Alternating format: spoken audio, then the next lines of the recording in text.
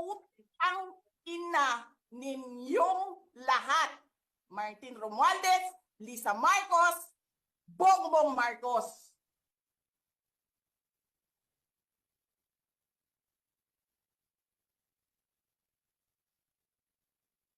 Ginigit-git nyo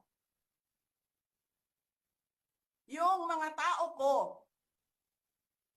dyan sa envelope na yan. Lisa Marcos, naalala mo? Nagpadala ka sa akin ng video? Sinabihan mo ako saan kukunin ang pera. Pinakita mo ang muka ng tao doon sa video message mo. Hi, Nikki.